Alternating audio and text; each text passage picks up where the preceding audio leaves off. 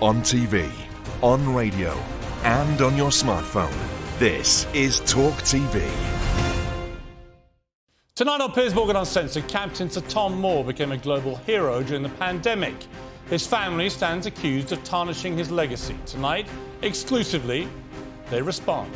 We should have done it in a different way. When I first walk in, the first thing I see is a luxurious bar pool. That's got nothing to do with Captain Tom. It was never intended to be the Captain Tom Foundation building or anything like that. Articulate how it's been for you.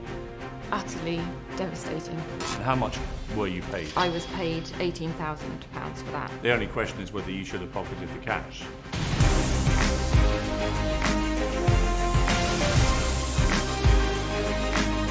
Good evening from London and welcome to a special edition of Piers Morgan Uncensored, a world-exclusive interview with the embattled family of Captain Sir Tom Moore. Tomorrow will be a good day, he said, and like him, it was just what we needed in our darkest hour. Captain Tom Moore was a hero of the pandemic. He won the nation's hearts by walking 100 laps of his garden in lockdown, raising £38 million for NHS charities. The whole world loved him. The late Queen knighted him. And when his foundation launched, it looked set to become a philanthropic force. But the 100-year-old war hero died with COVID in 2021. Now his family stand accused of failing to protect his legacy and enriching themselves using Captain Tom's name. Hannah Ingram Moore is the charity's co-founder, his daughter. She's been criticised for her salary as well as big payments for public appearances. The Charity Commission is investigating conflicts of interest between the foundation and family businesses.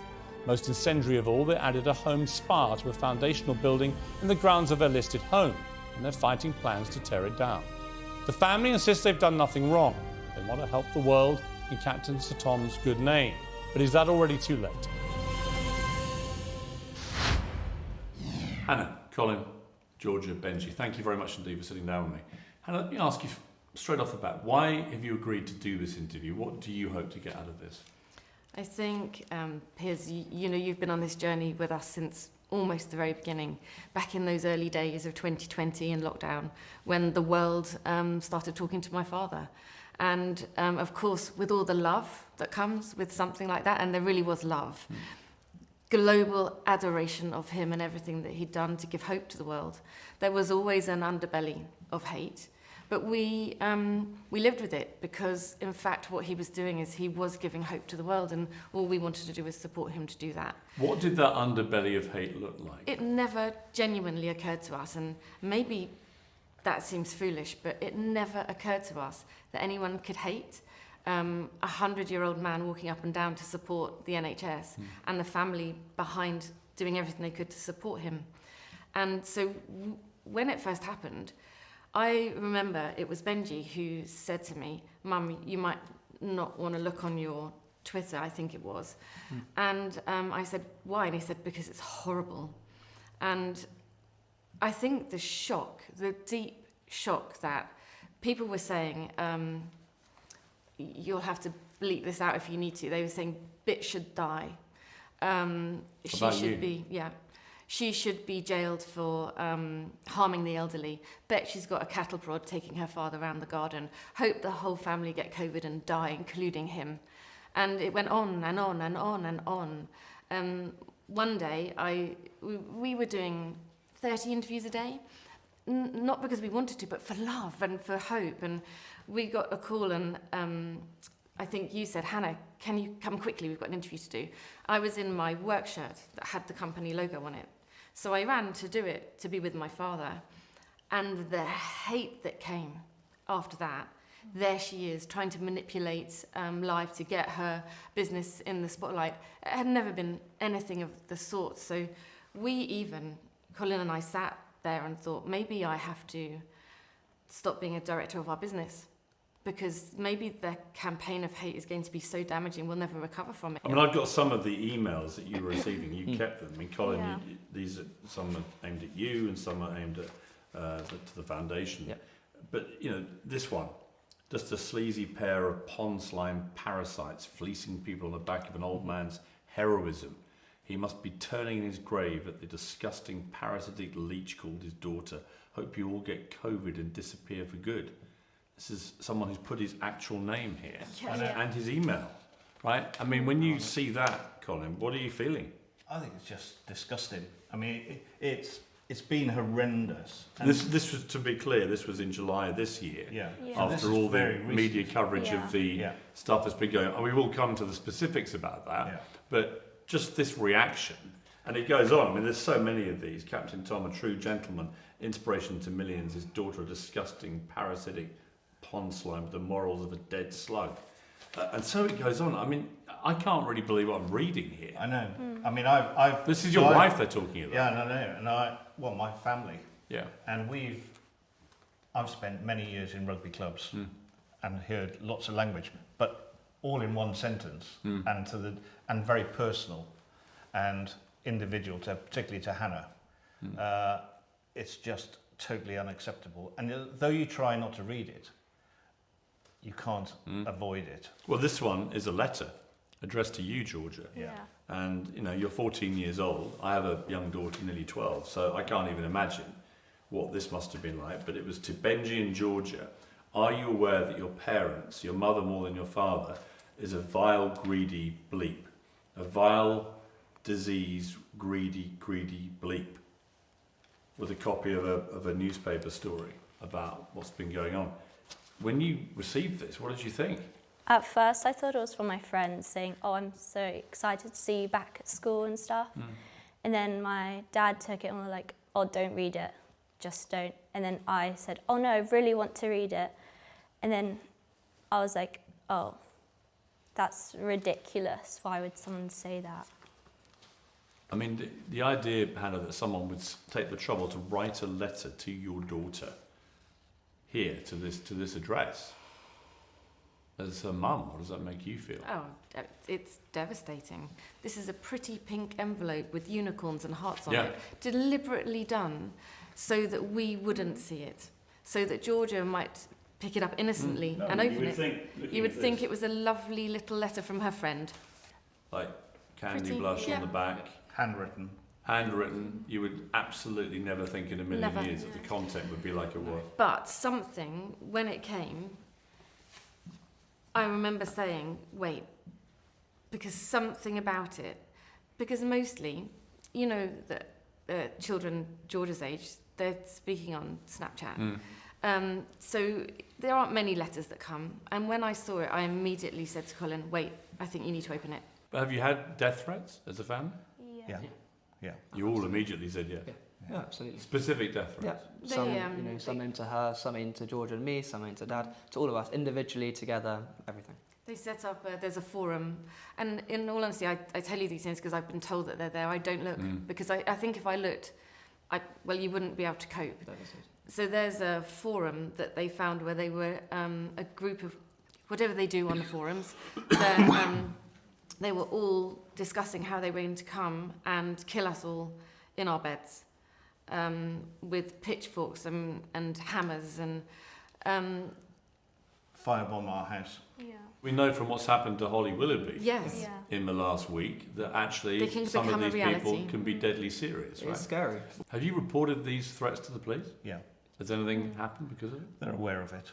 And under the Harassment Act, we've got a log which has got it all identified. So if it becomes persistent, they can then follow that up.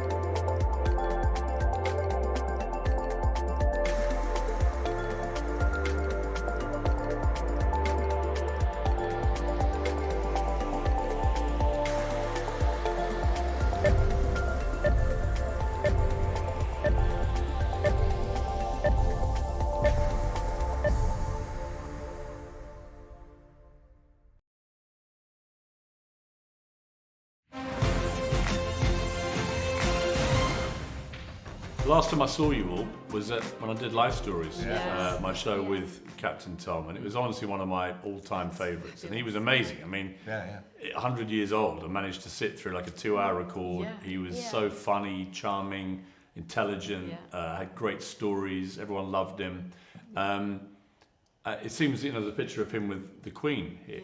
There's a which picture I of know. you here. Yeah, from the interview, but also one of when you all went up for his knighthood. I mean, that moment when he got his knighthood from the Queen, that must have been I'm sorry, Piers, but that was even better. yeah, that was even better. Yeah, but I mean, that was an amazing thing. And what did it feel like as a family, Hannah, for you all to be there and meet the Queen and have her tap him on the shoulder? It was magic. I remember us being in the car going down, and I turned to him and said, "Nervous? Feeling okay?" And he went, "Not at all," in the way that you could imagine. We felt our roles were just as his backup. And what was amazing, though, and I think that people didn't know, is that the Queen had asked to see all of us.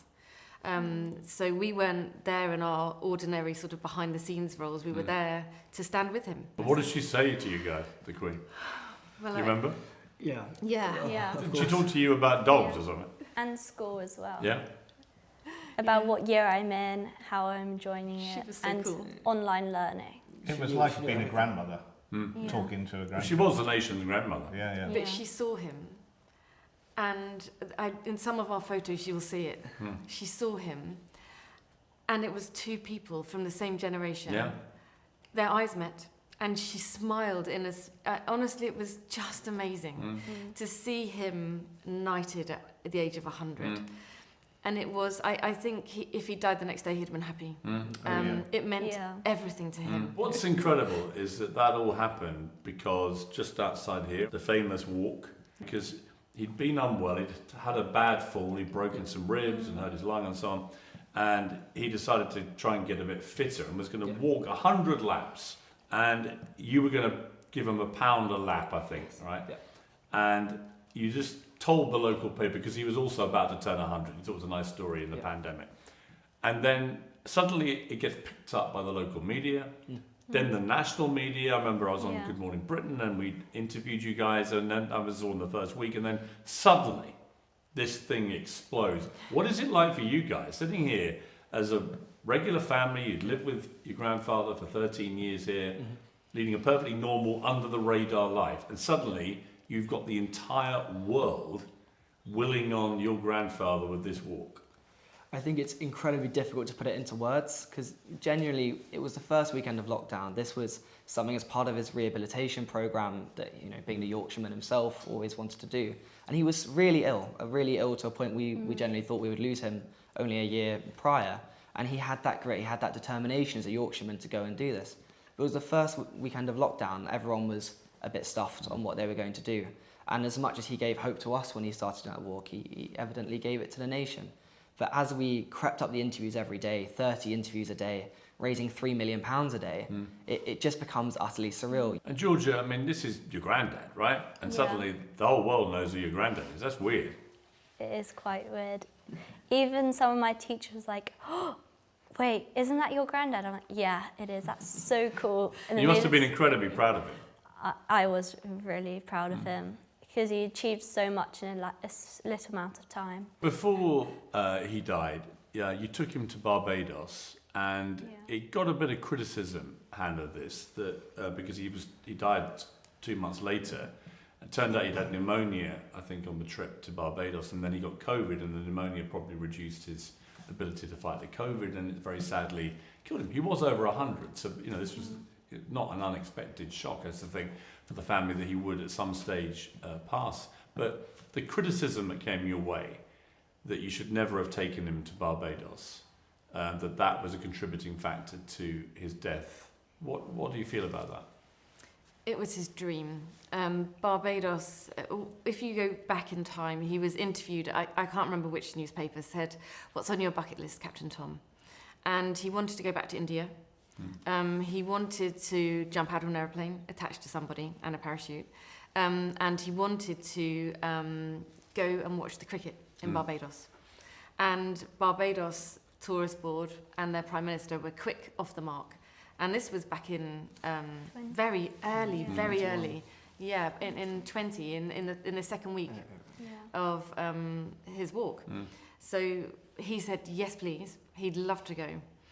We just couldn't go because we were in multiple lockdowns. Finally, we found a period of time when we could all go, and we were all invited. And his dream was to go and see the cricketers in Barbados. And I see you've got a cricket bat over there signed by some amazing West Amazing. Indian legends. Gary Soberson, Yes. Garfield Sobers, Yes. Wes Hall, Joel Garner, Gordon Greenwich. I mean, Yes. I'm a cricket fan. These are some of the greatest cricketers to ever It play was the game. amazing. Were you concerned about him not being physically able to make the trip? Not at all. In fact, we had doctors to check, and they said, go, Captain Tom, enjoy it. Be happy. No one knew how long he was going to live. We also didn't know that he had silent pneumonia, nor did they. But nonetheless, we got on the plane, and we have photos of him on the plane. He was treated like a king. We'd had to take COVID tests before we left. When we arrived, we were quarantined immediately. So we were then put in a place where there was CCTV in the house that we were in. We could not go outside until we'd been cleared again by another test. So we know that he was healthy, and that we didn't break lockdown rules, and that we were also not COVID positive. I mean, the criticism, and it was the first time I'd really seen that, was, well, you all got a great holiday out of it too. So, all right for Tom to live his dream, but you're all getting this lovely free holiday in Barbados. Because it was a pandemic, people annoyed, perhaps that they couldn't travel, whatever. You know the argument that came that way. Did you consider any of that? We paid. The first week was at the guest of Barbados Tourist Board, but after that, we paid for it. It was paid for by us. So it wasn't free. When I interviewed him for Life Stories, he loved all the attention. Loved it. He loved it. He loved being a star. Yeah. He'd lived his life anonymously for 99 years, and suddenly he's a superstar. Yeah. And he loved it. I knew that. But what it showed me was that there was now a rising appetite for looking at ways to attack you as a family. Yeah. He died several months later. I would imagine after all you'd all been through, to lose him, even though he was 100 years old, still a massive blow. And it must be even now very strange to be in this house without him. Yeah. We were a family of 5, for 13 years. One of the things that we've never quite been able to do is properly to grieve as a family, because we grieved with the world. But we didn't really, because there was so much going on after he passed, that we didn't really have the chance to just close the door, sit down quietly, reflect, think about all the good times that we had with him. We did, of course, but not without being in the glare of the media and everything. Hannah, what were your last words with your dad? Oh, it was amazing, actually. It was Benji and I were there, and we stayed with him. And he was really with it to probably the last few hours. Yeah. And there's some things, of course, I can never repeat, because he was quite funny and sometimes quite cheeky. But I ran down a list of people who he'd like to speak to. Of course, I can't tell you the answers to any of this, but I'd run down the list and he'd say, definitely not. I hope I wasn't one of those. No. And then he'd say, okay, yes to that one. Yes to that one, absolutely not to that one. And so we had a bit of fun right to the end. What were the last things that you had chatted to with your grandfather? As Mum said, I keep as much of it private as possible, but for him, I think he was just saying, go do your thing, be proud of what you're doing, continue, George and me, doing amazing things, and how proud he was of all of us. And that for us was such a special moment, because we really had lived with him close, and he was a really tight part of the family. You must all miss him, Georgia, terribly. Amazing character. I miss him terribly, because after sports we would go chat about sports. How if I got really angry, he would say, why did you get angry? We'll sort it out. Practice. We'll watch something on the TV to sort it out. We'll go and paint something just to make you forget about it.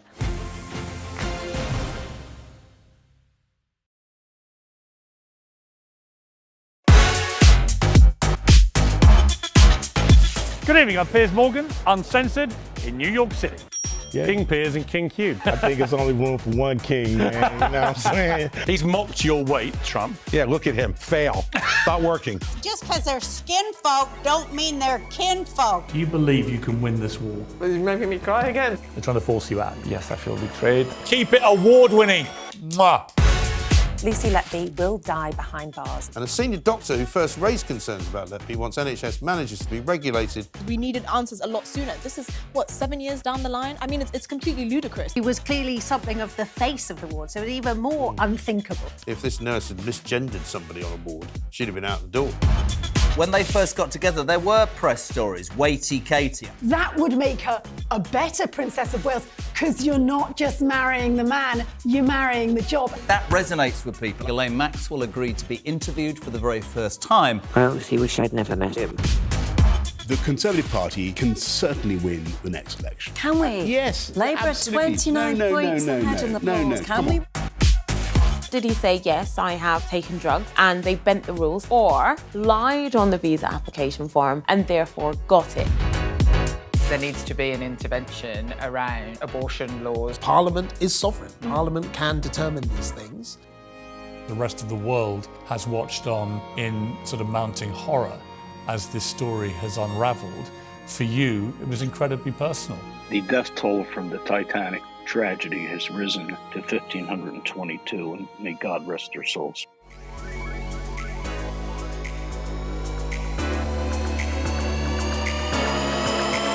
Let it roll.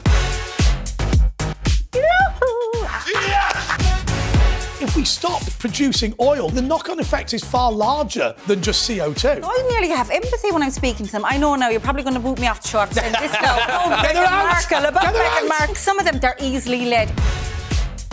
You can kiss my American ass. Thank you very much. Very nice of you.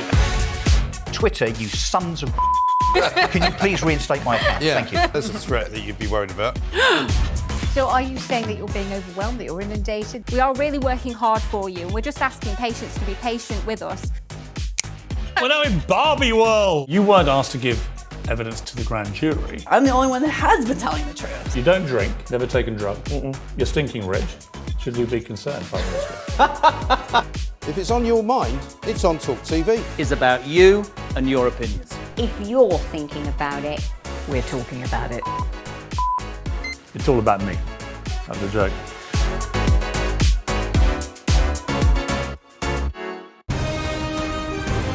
This is TalkTV.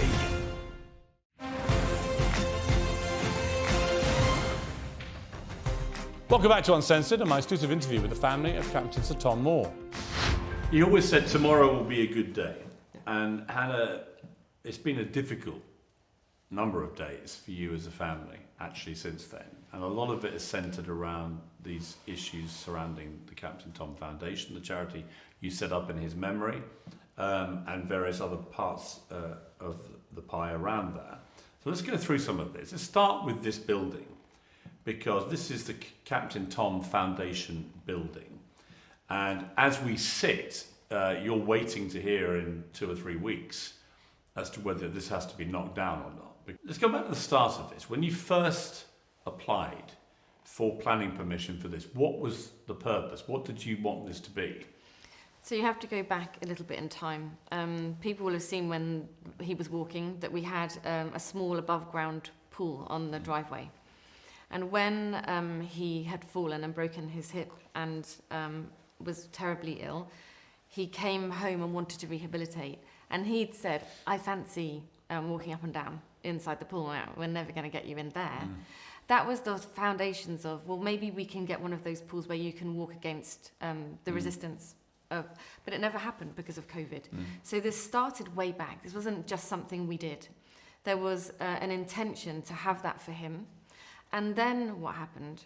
We had 225,000 birthday cards arrive, which are stored in London at quite a large cost to us. On top of that, thousands of things that are stored in another 3 other places. Yeah, I've seen boxes and boxes of stuff, and that's just the stuff you have here. Tiny amount. That's a fraction of it. So it was also taking over our house and taking over rooms in our office. So we said, look, why don't we recenter it so that we can have somewhere to put all of those things? Because also those cards, 225,000 birthday cards, we haven't recycled them or got rid of them because we feel they have a place as part of the nation. So this isn't doing things selfishly. It's about how can we preserve. So what the did you want legacy. this building to be? To be originally. Just purely that, some storage, multi-purpose, to be able to put some of his things in it, some of his memorabilia. We also wanted to have it as a community building so that we could help some of the local ageing population. Maybe we could have some Pilates classes up here. Maybe they could come and do what my father couldn't do and walk up and down in the resistance pool. And also have meetings. Because this is the perfect place when talking about the legacy that my father's left, of that incredible legacy of a world without ageism. And Okay, so that's the original plan, and that gets approved by the council. Yes. But then you make another submission, and Yes. this time you wanted to add a spa pool, which is what I've just seen around the corner, which is, it's quite a big spa pool. Why? Why did you need to have that? Well, that was the historical part. So we bought it because we talked about doing it with my father. Right, but he's already, he's so already given that gone. he'd have died by the time you did this, so why did you want to add the spa here as a family? Because we wanted it as part of that legacy and because it was a nice thing to do. I think that was a mistake. I think that was always going to attract. Now, the original plan, I mean, I've been walking around here, and the memorabilia is incredible, from the cricket memorabilia, Joe Root's shirt, Michael Vaughan's England blazer, to the pictures here, and the incredible stuff. But it's very hard to argue that you need a spa pool to pay tribute to your father. And it's very hard to argue that whatever the original plan in your heads, that he would be able to use it, obviously once he died, that argument's gone too. I just don't think you should have done the spa pool. And I think that's what angered the public, because they're like, how does that add anything to the memory of, that looks like you are giving yourselves as a family a nice little treat, but you're using the Captain Tom Foundation umbrella to justify it. That would be what I would say to you. Yeah, and I think everyone can look in hindsight. And our original application, the name was never intended to be the Captain Tom Foundation. It was supposed to be the Captain Tom Building. It got lost in translation, and we take responsibility for that completely. Because the original application does name check Captain Tom Foundation a lot. It does. So it looks like the foundation is somehow approving of this, but it turned out they were not approving of it. No, and this building was not to do with the charity. It was where we could use it for charitable So do you work. accept that you should have, at the very least, told the foundation and sought their approval for it, if you were going to use the name of the foundation for the application? I think we absolutely didn't intend it to be the Captain Tom Foundation. And it shouldn't have been, and we should have checked it, and we should have made sure it didn't say that. So we completely accept responsibility for it, because the purpose of the building was multi-purpose for office use, for meetings. And when you look at the part where we've covered that pool, we could have left it uncovered. We could. And hindsight says that we probably should have. So we have to accept that we made a decision and it was probably the wrong one. I think you played into your critics' hands. Yeah. Right, Yeah. Colin? I Which just was- think that when I came in, I thought, I wonder how big that is. You know what? It's pretty nice. It's something most people can't afford. It's an expensive, luxurious thing. It has really nothing to do with Captain Tom or his legacy or anything, actually. It's purely just a nice thing for you to have as a family, but you were applying as the Captain Tom Foundation to do it. That's what anger was. Certainly a statement from the foundation said they were not happy about that. They weren't involved. But secondly, just public opinion. We accept that. We accept it. We were caught up with trying to get the building to do what we wanted it to do. We should have we wanted to leave the name of Captain Tom here as a legacy, and we should have done it in a different way, without any doubt. And we've suffered as a result. A lot of the locals Benji, they've also been angered by this. They also think the building itself is a bit of an eyesore, but it's just an aesthetic detail of this. Yep. But do you agree that the spa thing has just goaded people into thinking maybe not what you intended at all, but that actually you were benefiting from this? Yeah, what I hope people understand as well is we did not use charity money for this. It may have, hindsight, we shouldn't have called it a Captain Foundation building. It slipped through the net, and that is a responsibility we take. But never once did we use money from the foundation, and I hope people can understand that part of it. And also the eyesore thing, granted, when you build something, people are going to have objections to it. And what I hope they understand is it's also not finished. We haven't finished it. I think Hannah, I think the thing about this is, if it genuinely was a kind of museum to your father, I think people would accept that. They might want some tweaks to the design or whatever it may be. I think it's that has been the problem. And I think it's a grade 2 listed building, your property here. I have one of those. I know how difficult it is to get anything onto a grade 2 listed site. And the criticism is that you use the Captain Tom Foundation name repeatedly in the application, almost making it very difficult for the council not to approve it. And they did approve it. And then you add this other stuff, which is clearly not part of any kind of museum. That's really where we are with this, aren't we? I think so, and again, what we talked about was to have charity meetings here. It was never intended to be the Captain Tom Foundation building where it would house staff or anything like that. But look, hindsight is a wonderful thing, and we should have been more careful, and we should have done this differently.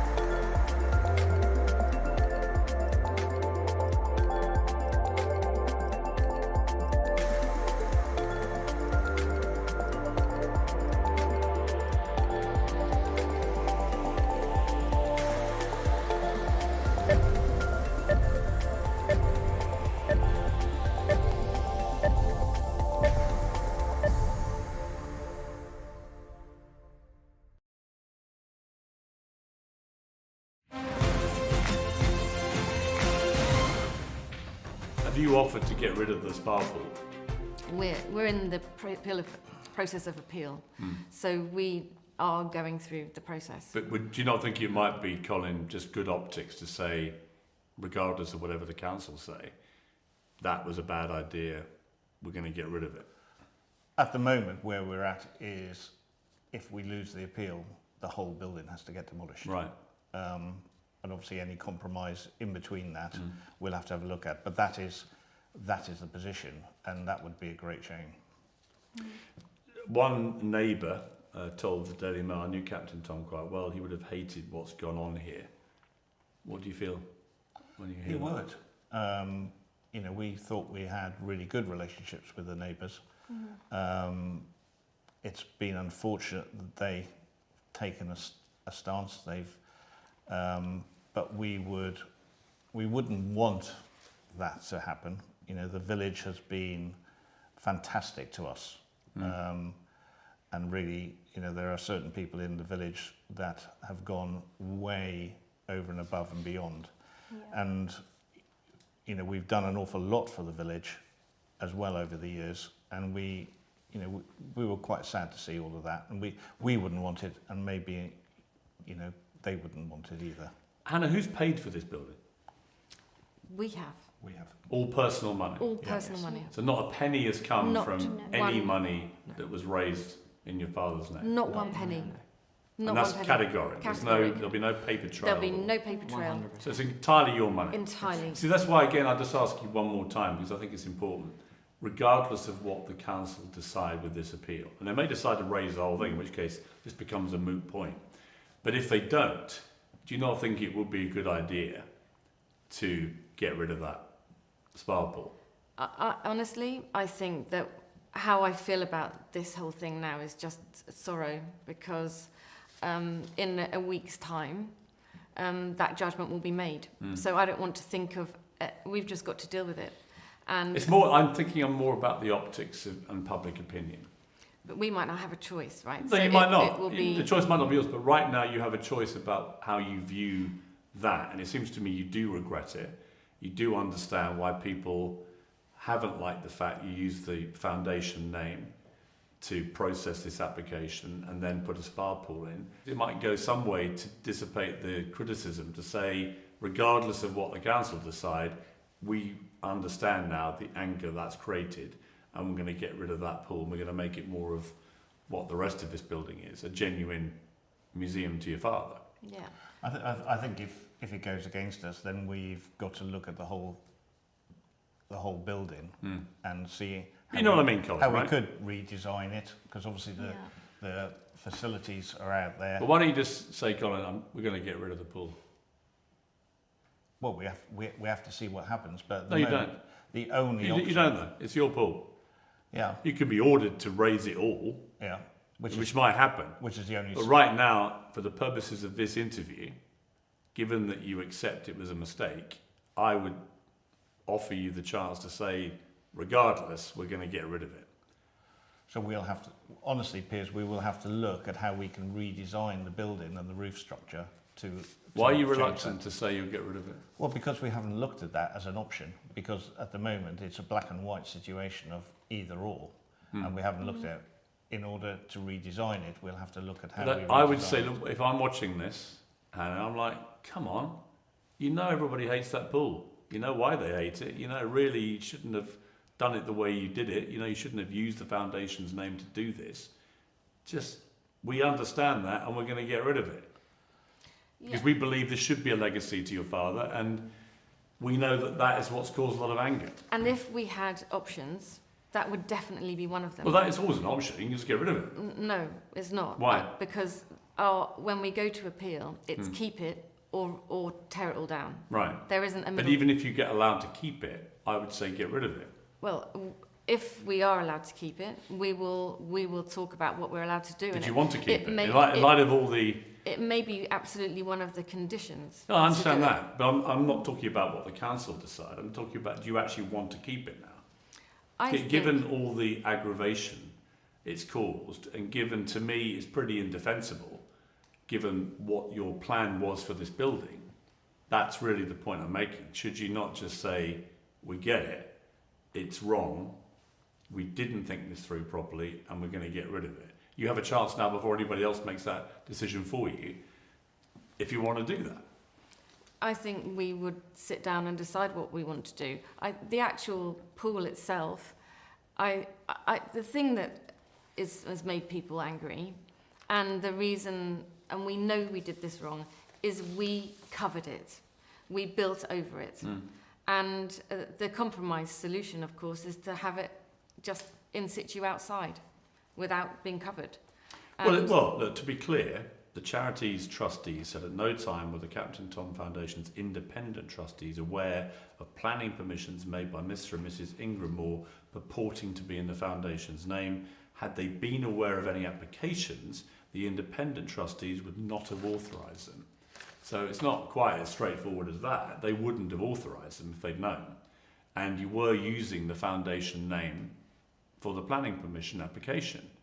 And that's why I simply come back to, when I walked around here, I feel my heart swell about this amazing guy, and I love what you've begun to do here as a tribute to him, and I could imagine people wanting to come and see it. But when I first walk in, the first thing I see is a luxurious spa pool. That's got nothing to do with Captain Tom at all. And yet you use the Captain Tom Foundation name to get it. And that's why I'm surprised that, given I've asked this a few times now, you don't just say, actually, we get it, that's going to go, regardless of whatever the council says. So I'll give you one last chance. Then I will move on. But I think it's important. I think, though, that I can't possibly answer that before we, as a family, would sit down and discuss it. What do you think, George? As my mum said earlier, my granddad really wanted to walk in the pool. Sure, but he can't. But other people can. Yeah. And that's and the whole part of this application is that the community piece. And we've had that community piece at the heart of it, and that's why I try really hard not to react negatively to this, because the purpose of the building is to allow the community to enjoy it. And that was the heart and soul behind this. And it's not that this is a museum, but our whole purpose was that my father couldn't walk in that amazing resistance pool, which in the end is a 5 metre by 2 metre pool, but other people can. Part of the ageing population can. We have a Pilates teacher who's waiting for this space to be authorised so she can do Pilates classes for our ageing population. So until those dreams are dead, until we've been told you can't do any of that. see, again, I don't want to be cynical, but I don't think that was the main motivation for that pool. I think the main motivation was you wanted a nice bar pool as a family to use yourselves. Of course, but part of... I don't think it's really about whether other old people are going to come in and use it. I think you guys wanted to use it yourselves, and that's fair enough, right? You're perfectly entitled to spend your money however you want to spend it, by the way. Right? Of course If it's your money that paid for all this, it's your call. Yes. This is not a legal thing, right? This is just, I guess it's a moral thing. It's whether you feel comfortable, given the furore, that the first thing people come into when they come into the Captain Tom Foundation building is a spa pool that is just a luxurious item. I think, just to correct that, this now is not the Captain Tom Foundation building. It was done in error on the first application. On the second application, it's called the Captain Tom. And it's called the what? Captain Tom building. Right. Because it's our legacy. It doesn't Well, it's actually because... I don't know, Colin, to be fair, it was the foundation trustees weren't even aware of the first application, so you weren't able to use it in the second one. No, but we didn't anyway. So But that's why you didn't use it. No, it wasn't actually, because it was already in 12 months before. So we corrected it. We found out we'd done that. We realised we'd done it, and we corrected it. So it's called Captain Tom building. Captain Tom lived in this building in our grounds, and it was called the Captain Tom building. Why do you care so much about the spa pool that you're prepared to damage your reputations going forward just through, it seems to me, slight, I might be wrong, but a slight sort of, well, sod you, we're keeping it mentality, which I can understand because of the attacks you've had, but wouldn't it just be better for the optics to get rid of the thing? It might be, but we have to look at the design. The design of the building was set up in such a way. So we don't want to commit to it. Hannah, you got criticised for going to Wimbledon tennis.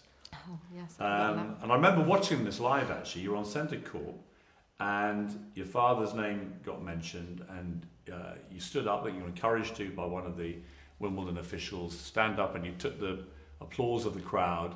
And in the moment, it probably seemed like a very nice moment for you, but within hours, you were getting hammered on social media because people say, well, you're not Captain Tom. What are you doing there on your own at the centre court? Why are you taking the applause of the crowd and so on? You know what people said. How did you feel when you read that reaction? It was extraordinary. We were invited, Colonise, as part of that legacy and of the recognition that of the family doing so much to support my father to raise that 40 million. Of course, if he'd been alive, I would have probably gone with him. But instead, we were invited, the two of us. I had never an intention to stand up. Why would I want to do that?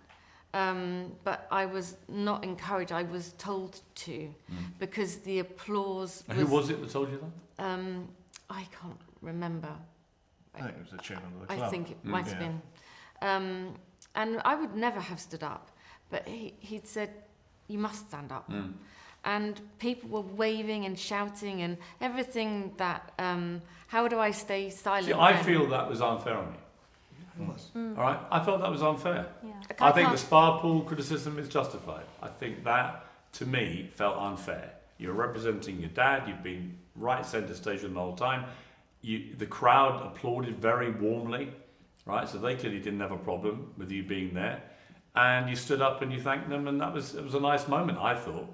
Well, it was amazing.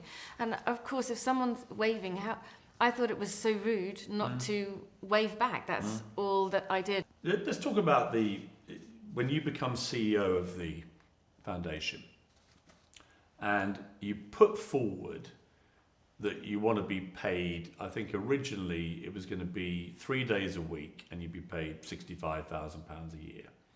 And then there's an application to increase that to full-time job, £100,000 a year, although there is a range up to £150,000, and you had taken advice from people about the kind of range for a CEO of this kind of foundation, what they might get. Is that an accurate representation of what happened? The independent trustees came to me and said, would I be prepared to do that job? And I said, yes, I would be prepared to. They went away and benchmarked salary. I didn't ask for anything. Did you feel any qualms about taking a job which would involve you being paid, effective, I guess, from public donations, because that finances the foundation, right? That because you were his daughter, actually, and maybe with hindsight, this is the question, whether it would have been much easier for you not to have taken that job. It's really interesting, isn't it? Because at the time, it felt like the only thing to do. Because without the injection from the family, what was it going to become? We had this incredible legacy. Our desire as a family is to ensure that legacy gives the greatest positive social impact that it can. Do you know, in hindsight, I wish I'd never done it. But the foundation would have been much worse off for it. The problem is that what's come since has practically destroyed it. But I think all those things, hindsight is wonderful. We can all look back and think, maybe we should have done things differently. When the Charity Commission refused the foundation to let you be paid a salary of £100,000, saying it was neither reasonable nor justified, that must have been a pretty difficult moment for you. But I wasn't part of that discussion. That was the independent trustees. No, but when you heard they were refusing to let you be paid it, yes. you must have known this is going to be a story. It's going to make me look bad, right? It's going to look like I'm trying to get 100 grand running my father's foundation, and I've now had that salary rejected for being unreasonable and unjustified. It just doesn't. Forget the fact that I know you, right? When I first saw that, I went, ouch. That doesn't look good. Only those discussions, I was never part of that 100 range, whatever it was. I only was offered what I was offered. Right. But you accepted that. But I accepted what I was offered. Yeah. I never ever thought that those discussions would make it into the public arena ever, because they were private discussions. But your salary was always going to be a public record. Yeah, but never any of the discussions. And the argument was that you had no experience that justified that kind of salary. running a huge foundation as chief executive officer. I get the personal part of your thinking that, well, who else could have done it in your dad's name in the way that you would know because you knew him so well. I get that. But I think that to expect a salary of £100,000 of public money when you're his daughter, then it looks bad. Yeah. It looks bad. It's like, Only I here's didn't Hannah. expect it. She wants £100,000 a year for a job she's not really qualified to do in terms of experience at all. If you'd had a background of running charities, it's far more justified. But you didn't. And so the public were like, hang on a second, she's getting 100 grand of our money to do this. Firstly, I was never offered 100,000. I was offered what they offered me in the end, which was not 100,000. Well, in the end, they did a deal to pay 85 because that was what the Charity Commission were prepared to accept. Yes. But you did accept 100,000 originally because that was put forward to the Charity Commission. I didn't ever accept 100,000. Well, that's what they put forward. Yeah, but I didn't know they were going to offer me 100. I wasn't part of that discussion. Those discussions are between the trustees and the Charity Commission, not me. But you would have accepted whatever salary they paid you, right? Probably, yes. Yeah, so it's a kind of moot point. Well, maybe it is. The Charity maybe Commission said you can only pay a maximum of 85,000. I think you went on that on a rolling 3-month scenario while you found somebody else. Exactly. I mean, so you said with hindsight you wouldn't have taken that job because it just poured more aggro on your head, right? Yeah, I think in the end I was asked to do a job for all the right reasons, and because I do have knowledge of global business from my past, and you're like a marketing director at Swartz sales Watches, was it? Sales and distribution, yes. Yeah, Right. For some big brands. Yeah. So I wasn't without knowledge, and I knew, and we believed as a family that I could put the charity on the map, and you know what? I did do a really good job whilst I was there. I got it to the point that it had purpose and it had vision and it knew where it was going. But in hindsight, no. I should have said no. I'm not doing it. The Commission identified potential concerns about payments of consultancy fees and payments to family companies in your first year of accounts. But they then said they were satisfied these specific payments were reasonable reimbursement for expenses incurred by the companies in the formation of a charity. What raised eyebrows was there a total cost of, I think it was £55,725 to the family via companies or direct payments, including nearly £40,000 to Matrix Group Limited, which is your management company set up, I think, in 2010. I guess it's, again, the optics, right? Given that it's your management company, would it have been better, with hindsight, not to have had any money come from the foundation, public money, to your management company, regardless of how legitimate the expense is? If there had been a mechanism to do that, then yes, it would have been a much more preferable situation, actually, for both sides, because that, it proved difficult for Matrix as well. They weren't our staff, we just paid the money and passed it on pound for pound to the charity. But to be clear, neither of you have ever made any money directly from the foundation for personal gain? Not a penny. No. There's nothing that's like that? No, and as we've said, we have never been... So I am a family trustee, and I became a family trustee 12 months after the original charity was set up. I'm a chartered accountant, and I have been very specific. I was very specific right from day one that I had absolutely no access to the bank account. I had no sign-in powers. I've never seen a checkbook, never mind made any payments. I'm not able to make any payments. I'm not an authorised person.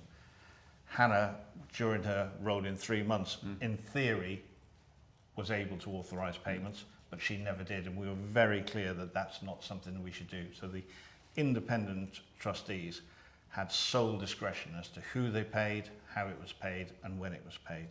We have never, ever had a penny out of that.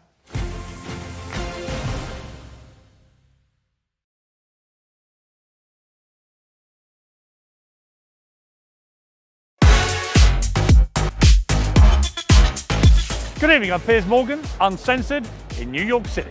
King Piers and King Q. I think it's only room for one king, man. You know what I'm saying? He's mocked your weight, Trump. Yeah, look at him. Fail. Stop working. Just because they're skin folk don't mean they're kin folk. Do you believe you can win this war? He's making me cry again. They're trying to force you out. Yes, I feel betrayed. Keep it award-winning. Mwah.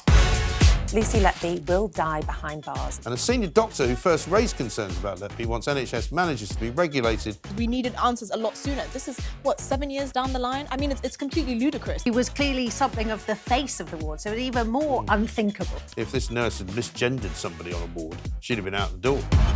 When they first got together, there were press stories, weighty Katie. That would make her a better Princess of Wales, because you're not just marrying the man, you're marrying the job. That resonates with people. Ghislaine Maxwell agreed to be interviewed for the very first time. I honestly wish I'd never met him.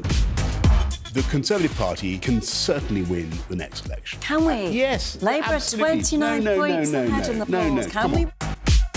Did he say, yes, I have taken drugs and they bent the rules, or lied on the visa application form and therefore got it? There needs to be an intervention around abortion laws. Parliament is sovereign. Parliament can determine these things. The rest of the world has watched on in sort of mounting horror as this story has unravelled. For you, it was incredibly personal. The death toll from the Titanic tragedy has risen to 1,522, and may God rest their souls.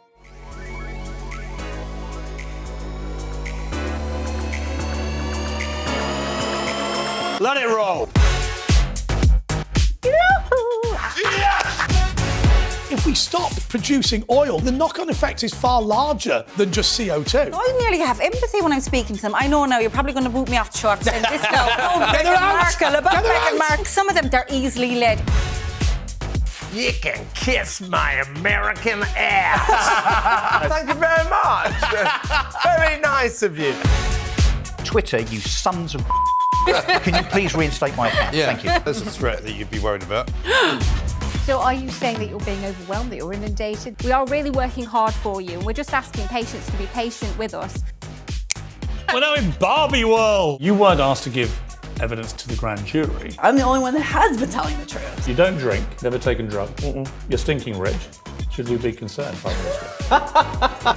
If it's on your mind, it's on TalkTV. Is about you and your opinions. If you're thinking about it, we're talking about it.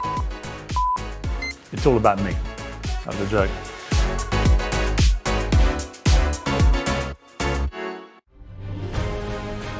On TV, on radio, and on your smartphone.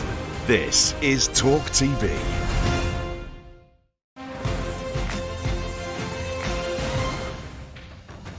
Welcome back to Piers Morgan Uncensored. Shortly before the Captain Tom Foundation was launched, Hannah and Colin set up a private company called Club Nook Limited. That company made applications for trademarks related to Sir Tom's name and his image. Well, the Charity Commission says that could have generated a significant profit for the company, and they're looking into whether that's appropriate. In the next part of my interview, the family reveal exclusively how the company has made its money, and it's a lot of money, and why they believe it's unrelated to the charity's work.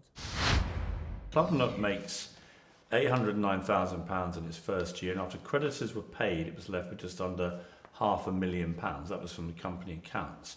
And this company was basically licensing trademark registered names for products including beer, spirits, greeting cards, clothing, calendars, biscuits, and so on. That's potentially.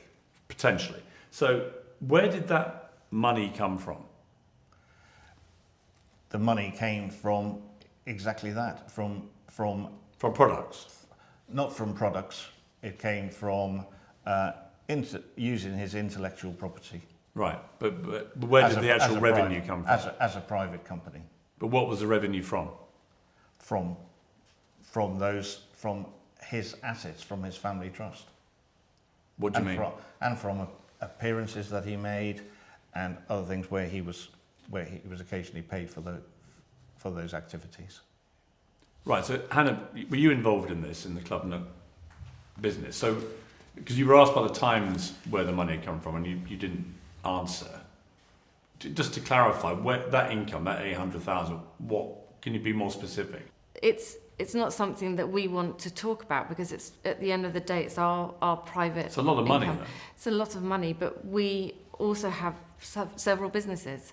And I think that we shouldn't... But this one was set up specifically to trademark your father's name. Yeah, on and products. other business opportunities. Right. And But, but where is that money gone? But those are not all entirely related to Captain Tom. There are other businesses that we have. Right, but you know, the reason I'm asking is obvious, is that people will think that you've used your father's name in Club Nook Limited to trademark products and you've kept the money. Is that true? No. I'm presuming all the revenue that came into that has come from trademark products. That was why they set up. Not all, some. Some of it has. What percentage? Well, I don't know. I couldn't say. I mean, you are the two, aren't you the two directors? Yeah, the majority of it.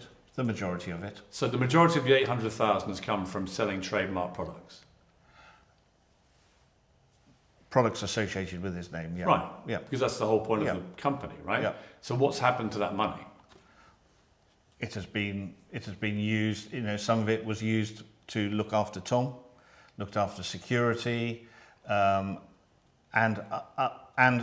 trying to look to how we can build that in the future. Right, but you've kept most of it, I guess.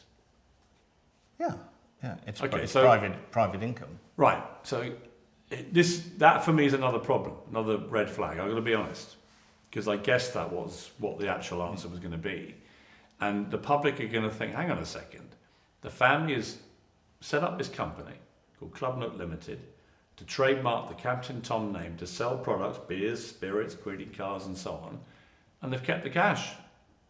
Why are the charities not getting the cash? My father was part of all of those discussions, and that company is there in its essence to protect him. That's why it was there. And also from his perspective, that we had a right to live and to live as well as we could live. We were hard workers, and we are not shirkers. We put everything into everything, and we're recompensed. And I think that's fair. There's £800,000 by flogging off Captain Tom beer and spirits and biscuits. I think you're misleading there. That was potentially an aspiration to that. Well, no, we got to remember. Well, no, the company made up £809,000. It did. That didn't have any public donated money, so that was not public donations. Was the public buying the products? Not necessarily. Okay, but what I would say is, I mean, Hannah, you said to the Times, Club Nook has not profited from branded merchandise and memorabilia. Club Nook has not been paid by the foundation for use of its trademarks. Club Nook's revenues have been generated by other activities. I mean, that's just not true, is it? The Club Nook has profited heavily from branded merchandise and memorabilia. That statement wasn't correct. Yeah, it is. It is correct. Well, it's not, because the Club Nook has profited to the tune of net £500,000 from branded merchandise. It's from products that hold his name. Right. But it's not... But that's branded product. Isn't it, Hannah? I mean, you know that's branded product. There's not the word for it, is it? I think this is a really I think it's a really unfair line of questioning because these are businesses that we run. They are protecting my father's name. He allowed his name to be used in the charity for charitable purposes. That was it. Anything else stayed... But this is not a charitable purpose. No. And when you said to the Times that Club Nook hadn't profited from branded merchandise, that's not true. It made £809,000 in its first year from branded merchandise. Can we just stop? And that's not about protecting. Yeah, but it's not about protecting. No, Piers, can we just stop for a second? Yeah. Yeah, this is feeling Can we just very stop? difficult. Can we stop for a second? Sure. And stop filming because this is really unfair. So what's unfair? No. So let us explain off camera. Well, I'd rather do it on camera. No. If it's on camera, we're not doing the interview. The interview was dramatically stopped, and we had a lengthy off-the-record conversation. During the course of this, Hannah and Colin revealed where the revenue had actually come from, and we agreed to go back on the record. So, Colin, here's what I need to establish, because this has been the issue which people have been, I think, rightly concerned about, which is all this money, this £809,000 in the first year that Club Nook Limited raised in revenue. Where did that come from? Because the belief is it came from Captain Tom themed merchandise. Is that the case? No, the money hasn't come from merchandise. The bulk of that money, the vast majority of that money, came from the 3 books that he wrote with Penguin Random House. The Captain Tom wrote, the 3 books. That Captain Tom wrote. Including one was a big runaway #1 bestseller. Yeah, so Tomorrow Will Be a Good Day, which is his autobiography, which is about his life. And what percentage of the Club Nook money was from those books? 95% of it. So the vast majority? Yeah. Was there any other merchandise-themed product? No. Never any? No. So Club Nook never made any revenue from Captain Tom-themed merchandise outside of these books? No. So Hannah, the question I guess about the books is, people will say, well, the books are based on his fame, which came from the charity walks. Why has that money not gone to charity? These were my father's books, and it was honestly such a joy for him to write them, but they were his books. The deal was done, he had an agent, and the agent, and he worked on that deal. They were Captain Tom's books, and his wishes, whether that money would sit in Club Nook. And in the end... for you to keep? Yes. He said that specifically to you? Specifically. Was there anything on any of the books that referred to the Captain Tom Foundation?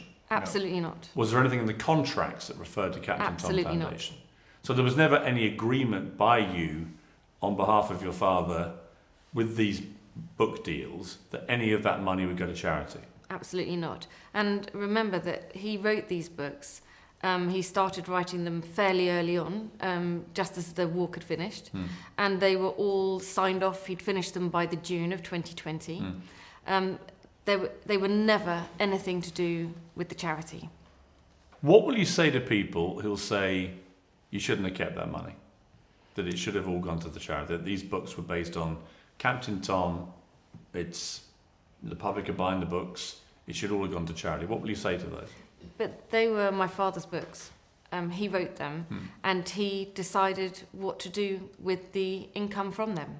It was his wishes, not ours. He made the decision about the things that he did. We didn't act for him. Colin, I mean, people will criticise this, you know that. But are you comfortable looking back? Would you do the same thing again? Given all the attention that's now been put on you as a family, all the criticism, would you, if you had your time again, keep that money? Yes.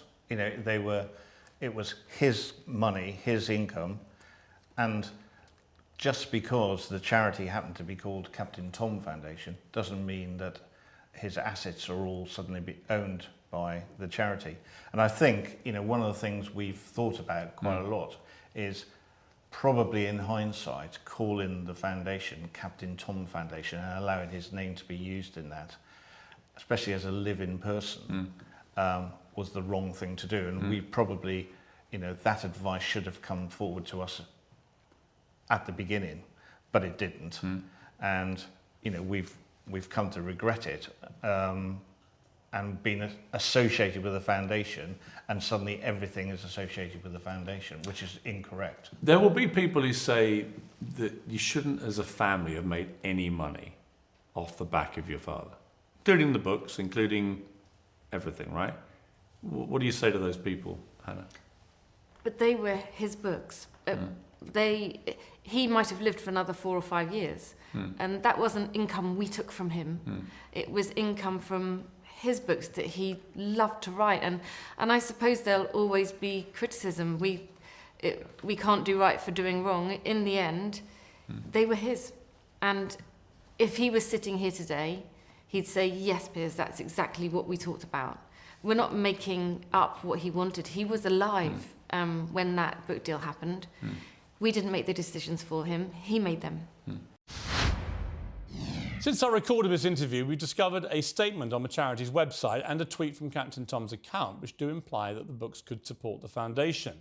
The charity is mentioned in one of the books, and the prologue to his autobiography says this: "Astonishingly, at my age, with the offer to write this memoir, I've also been given the chance to raise even more money for the charitable foundation now established in my name."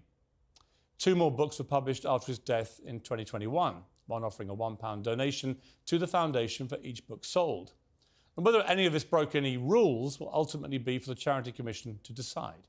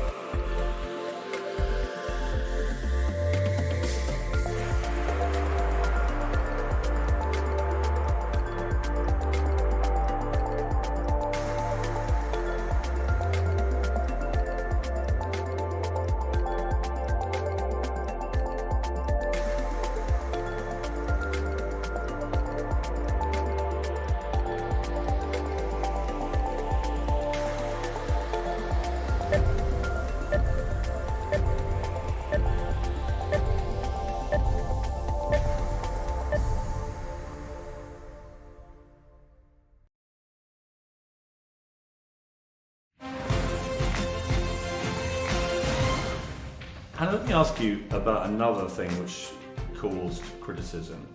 This is where you've appeared at awards ceremonies, the Virgin Media O2 Captain Tom Foundation Connector Awards, which included the name of the charity and the charity's logo on its award plaques. You were at the time the interim chief executive of the foundation, but your fee wasn't paid to the foundation but to the Matrix Group. Is that correct? Yes. And how much were you paid for these awards? Well, the charity got a donation, and Yeah. I was paid £18,000 for that. Once only, or was it? Once. So you were paid £18,000, and how much did the charity get? £2,000. £2,000. The criticism again is obvious, which is that you shouldn't have been paid. This is your father's foundation awards. It's set up in his name. You're the foundation chief executive. Why are you getting paid £18,000 and keeping £16,000 of it? What do you say to that? Well, that relationship with Virgin Media started way back in 2020, where my father was paid to be a judge. and judges are often paid. Was he paid? Yes. And he kept that money? Yes. And it wasn't award ceremonies, it was a community awards. Right. So the first one, I was doing it with him because of course he couldn't do it by himself. They were about awarding a community awards with Virgin Media. That relationship continued and they asked me to keep working with them. By the time we evolved it, they were now Virgin Media O2. And all of those discussions were happening even before I was imagining being interim CEO. So those plans were already. But do you understand why people? I do. And do you wish you hadn't taken the money now? I think, in hindsight, what I should have done is stalled that relationship either to afterwards. Or just given the money to the foundation. Yeah. You were the chief executive of the foundation. It's the award was for your father, right? Well, they were the Captain Tom Awards. Yeah. I worked with Virgin Media to ensure that the charity got some money and recognition because I knew that they would get huge recognition through social media and hopefully real engagement with the charity for looking at these, for seeing how the charity was becoming involved in the awards. All of which I think is completely valid and good, right? Just for the record, I think they're excellent awards. Yeah. The only question is whether you should have pocketed the cash. I mean, I would say that looking at that, it doesn't look good. You know, you're the chief executive of the foundation. The foundation awards are in your father's name. To keep £16,000 just for turning up and presenting a few awards seems to me to be the wrong thing to do. Do you think that? I think that it's all very easy to look back and think I should have made different decisions, but I hadn't planned on being the CEO, and I also only knew that I was only ever there for 3 months at a time. So I didn't know if I would have employment past those 3 months. That, yeah. And I'm not in a position where I can not work. So for me, when we were planning all those dates, they may well have fallen in a period of time when I wasn't the CEO. But that's how it landed. And I absolutely ensured that the charity got a donation. Well, once you knew you were CEO, when you turned up at the awards and you knew you were getting the money, wouldn't the better thing to have been to just give it all to the foundation? I think the better thing to have done would have been to push those awards to outside that period of time because I was only ever going to be there for 9 months. So I should have just pushed them forward or brought them in advance. But people will hear that and go, so you just wanted the money. Whereas actually wouldn't it, I mean, I don't want to put words in your mouth, but for you to look back and say, actually, I shouldn't have taken that money, it was wrong. Might be a better answer. I mean, I don't want to tell you how to answer these questions because I'm the one asking them, but it makes it sound like that answer makes it sound like you just wanted the cash. But I think the reality is that I have to work for a living. And that relationship with them was an ongoing relationship. But you were being paid £85,000 a year for that job. Well, to be CEO of the Captain Tom Foundation. Not and to these were be- the Captain Tom Foundation Awards. Well, not to be too pedantic, but I was never going to earn 80 because I could never have been there for a whole year. No, I understand, but that was the pro rata rolling 3-month annual deal, right? And look, absolutely in hindsight, the two things should have been separated. The two things should have been separated, but that's not how it landed. And it was done with love and with trying to ensure that the community benefited and the Captain Tom Foundation benefited, and yes, I got paid. When BBC Newsnight asked you about this, you said via email, "You are awful, it's a total lie." That was your first response. You then said that 6 minutes later you added, "Apologies, that reply was for a scammer who's been creating havoc." Which is absolutely true. Which is true. But did you actually give them any clarification about the money? Why were you reluctant to? Because I think that we were being... I probably received, many emails trying to demand information, and we genuinely wanted to make sure that when we do talk, that we talk on our terms and that we're saying it how it is. And I didn't think that was the right place. I can see that this has had a very traumatic effect on you, the whole thing. Yeah, right? the whole thing. And the hatred it's brought, the abuse it's brought you, the questioning of your integrity. the diminishing, as some would say, of the reputation of your father must be particularly terrible, hurtful. I can see the effect it's had on you. And I mean, let me just pick up with Hannah that. I mean, articulate how it's been for you. I mean, utterly devastating. To think that we had something that we thought could make a global positive impact, to be devastated overnight. Because of course, when everything's positive and good, everyone wants to associate with you. And then when there's just a flicker of doubt, all the people who were engaging with us left, literally left. It took a little bit longer for things to flick into our business life, but suddenly contracts weren't being renewed. The foundation is probably never able to recover from this. No, the foundation's not able to recover. The trustees don't want to close it. You know, and I come back to what it's done to Hannah in particular. I mean, she has been extremely ill, and from the stress. From the stress, extremely ill, and we all have. What's your overriding message to the world? Because the world followed this story. I think that we as a family, all we've ever wanted to do was ensure that my father's legacy has the greatest possible positive impact on society, wherever that is. And we felt that we were really close to being able to do it. And that has been taken away. And yes, of course, we're all judged on hindsight. But what we have to remember is where we were and how we were making decisions was in a different time. We were operating at 1,000 miles an hour. Nothing ever felt that we had any time or calm essence to make decisions. So of course we can look back and say some of those things should have been done differently. But I think give us some credit for being human, and that we weren't an extraordinary family. We're just a family trying to do our best in the circumstances we were plunged into. So of course we can look back and think optically that may not look right, but it was never our intent to do anything other than work with my father's legacy to give as much as we could to the world, and that allows people far beyond my father's lifetime or ours, that allows people to touch this incredible What would legacy. he be thinking now, looking down on what's been happening to you? Well, he would sit here with us and say, I'm with them. We haven't been that family who's tried to take his legacy and make it for our own gain. We're trying our best. We've tried our best to do the right thing, and sometimes it's turned out it wasn't, but not through intent. Benji, how have you felt as your mum's boy? You're 19. It's just utterly devastating, and to see the impact it's had on her.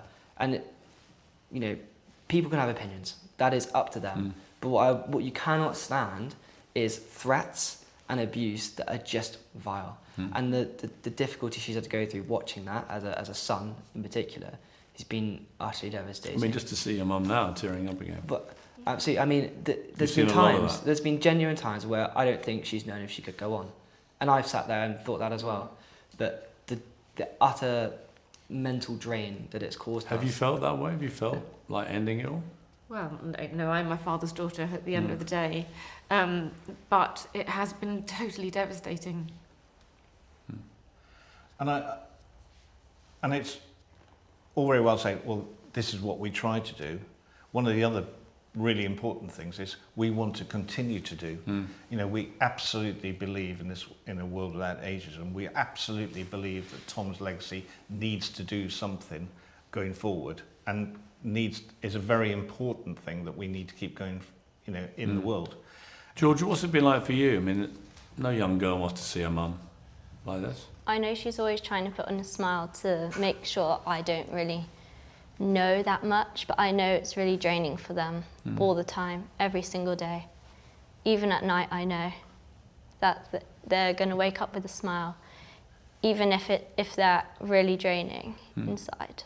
Has it been tough for you? Tough for seeing my parents and family getting hate and abuse from people inside the social media. It makes me don't want to go onto social media. Well, listen, thank you for sharing your time with me, a lot of time. You took all the questions, you said you would. I think it's important you did. people can make their own minds up. It's extremely tough, clearly, I can see from your reaction. And I'm sorry to see you like this, all of you. No, thank you. Thank you. Thank you. Appreciate your time. Thank you.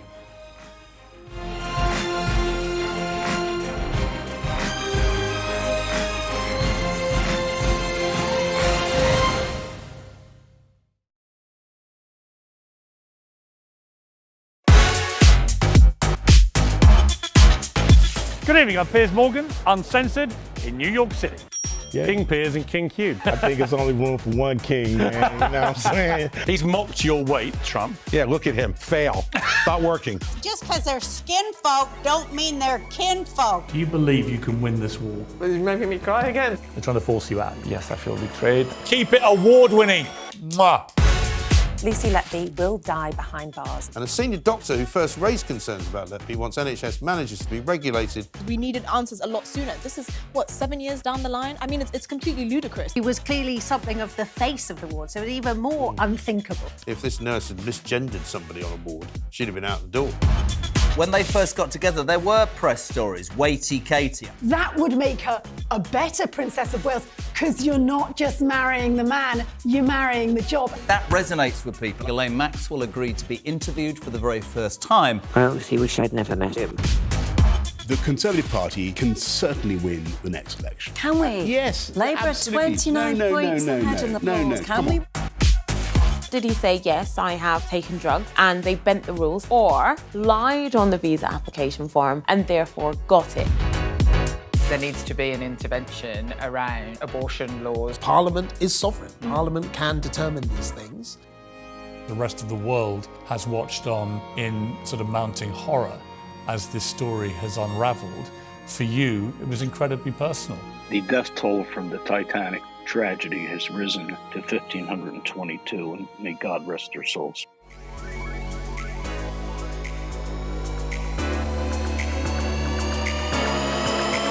Let it roll. If we stop producing oil, the knock-on effect is far larger than just CO2. I nearly have empathy when I'm speaking to them. I know now you're probably going to boot me off the show after saying this now. Oh, Get her out! Markle, about Meghan Markle. Some of them, they're easily led.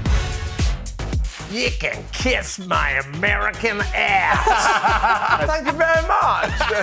Very nice of you. Twitter, you sons of Can you please reinstate my account? Yeah, Thank you. There's a threat that you'd be worried about. So are you saying that you're being overwhelmed, that you're inundated? We are really working hard for you, and we're just asking patients to be patient with us. We're now in Barbie world. You weren't asked to give evidence to the grand jury.